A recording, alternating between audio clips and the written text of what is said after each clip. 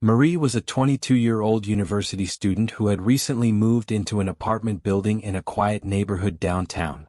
Despite her hectic life due to her studies, she always found time to relax in her small, modest apartment. It wasn't a luxurious place, but it met her expectations. A roof over her head and just enough to get through university without straining her budget. The building, an old 3-story block, was quiet and cozy, but in recent days, Marie had started noticing small details that unsettled her. Strange noises, heavy footsteps on the ceiling when no one was there, furniture dragging, whispers, and even unsettling smells. Though at first she thought it was just stress or poor insulation, the noises began to intensify. She couldn't concentrate, the unease growing inside her, but her busy university life left no time to investigate. What bothered her most was the smell. It was a metallic odor, like something was burning, but it would disappear almost as quickly as it appeared. But she ignored it, convinced that her imagination was playing tricks on her, and focused on her studies, hoping the semester would soon end. One night, while studying for a final exam, the noises from apartment 138, directly above hers, were louder than ever. Bangs, dragging sounds, and what seemed like someone walking. Marie's patience started to wear thin. She decided to resolve it once and for all.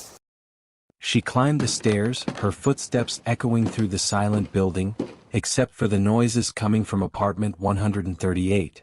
When she reached the 3rd floor, she knocked firmly on the door of apartment 138. Hey! Could you keep it down? Some of us are trying to work here. She called out, trying to keep her irritation in check. The noises stopped immediately. For a moment, there was only silence. Marie stood there, waiting, her anger now tinged with a slight unease.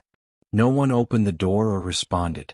She stepped back a couple of paces, debating whether to return to her own apartment. That's when she heard a door creak open behind her. "What are you doing here, young lady?" A dry voice asked. Marie turned quickly and saw an older woman standing in the doorway of a nearby apartment. It was Mrs. Ross, a neighbor with gray hair and a stern gaze. Oh, hello. I'm from the 2nd floor. I just came to ask the neighbor in 138 to lower the noise. They've been making a racket for hours. Marie explained, gesturing toward the apartment door. Mrs. Ross raised an eyebrow, her expression growing even colder. "Noise in 138? She asked, adjusting her glasses. Dear, have you lost your mind? That apartment has been empty for months. The previous tenant isn't here anymore." Marie felt a chill run down her spine. Empty? That can't be. I've heard footsteps, banging, even laughter.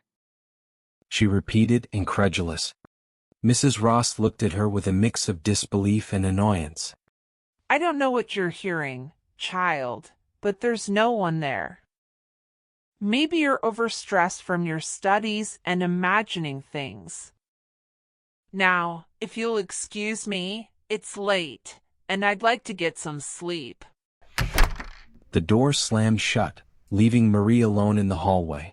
She stood staring at the entrance to 138, unsure of what to do. Finally, she shook her head and returned to her apartment, though the noises lingered in her ears like a persistent echo. That night, sleep did not come easily. The next day, after the noises persisted, Marie decided to speak to the building's landlord, Mr. Cassidy. A robust man with a deep voice who, according to rumors, was always busy and uninterested in tenant complaints. When Marie arrived at the reception, she found him going through papers with a gruff expression. "What do you want, Marie?" Cassidy grunted without looking up. Mr. Cassidy, I've talked to you several times about the noises in 138. I can't ignore them anymore. Could you investigate the apartment? Cassidy sighed, annoyed by the interruption. "Again with this? I've told you, there's nothing there. But if you're so insistent, I'll go check. Though I warn you, there's nothing strange. It's just an empty apartment." he said disdainfully, checking his watch. Still unsure, Marie thanked him and watched as he headed to the third floor. Cassidy barged through the door as if tired of the complaints, entering apartment 138. The door was stuck, which struck him as strange. When he finally managed to open it, a cold draft hit his face. Everything was silent, but the atmosphere was strange, dense, as if the place had been sealed for years. The silence seemed to suffocate any other noise. Cassidy walked through the apartment, his heavy steps echoing as he checked each room. When he reached the bedroom, he paused, staring at the walls. The memory of William Moore, the young man who had died there suddenly, came to mind. The cause of his death was never fully explained, and Cassidy had never bothered to investigate it further. However, now that he was there, something gave him chills. As he walked through the room, he almost vividly recalled how the young man had died in that very space. At that moment, the air grew even heavier, and Cassidy had to take a deep breath to calm himself. A cold sweat ran down his back. Not wanting to think any further, he quickly decided to leave, closing the door behind him. Did you check it?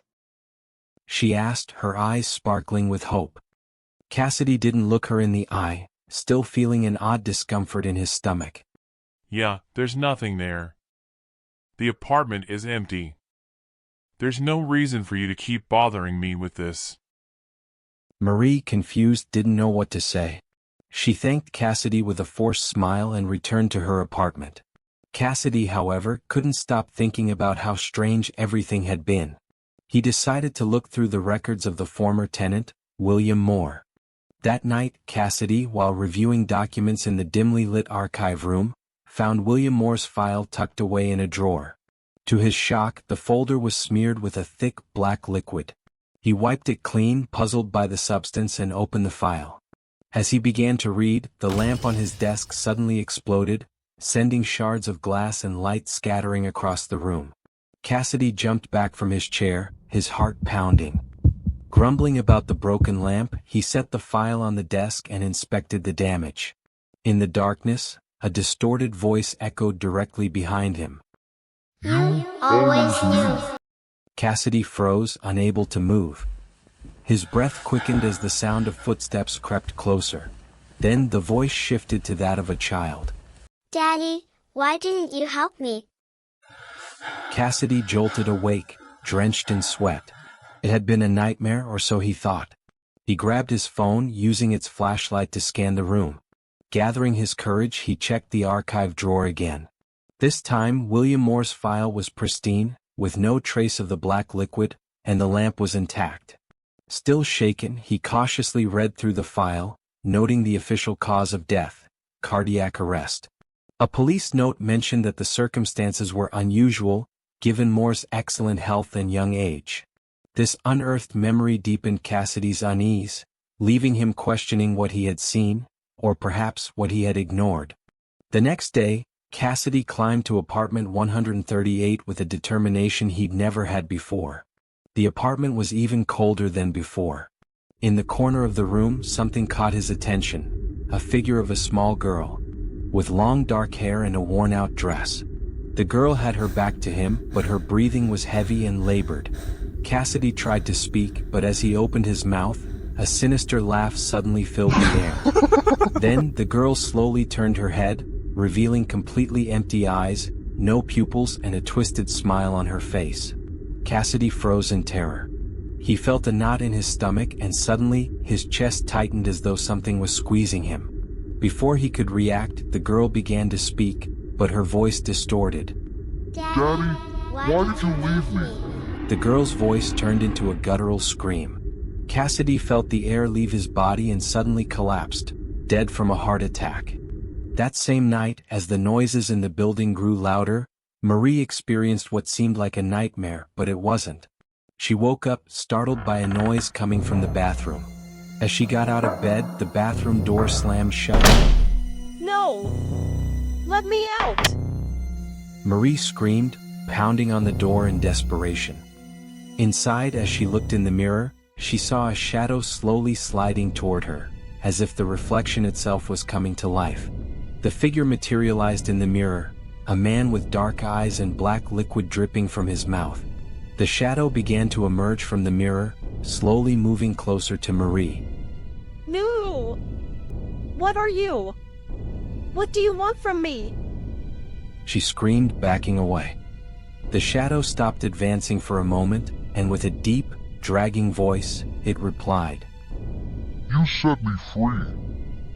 Now, you are mine. That same night, a fire broke out in Cassidy's office. No one knows how it started, but it spread quickly. The tenants had to evacuate immediately. When the firefighters arrived, they found two bodies among the flames. Cassidy's and a woman's whose face had been almost entirely burned. The strangest thing was that, as they examined the woman's body, a neighbor noticed a family bracelet that she had often seen on Marie's wrist. When the firefighters pulled out the bodies and the crowd watched the aftermath, everyone was horrified to see Marie among them, her eyes completely black, with black liquid dripping from her mouth. Months later, the building was bought by a new owner for an extremely low price after the fire. Reconstruction began, and no one knew what had truly happened there. As the workers dug into the ground, they began to hear strange noises coming from below and reported seeing shadows in the dark corners. No one ever forgot the story of Building 138, and the entity that had haunted it never left the place.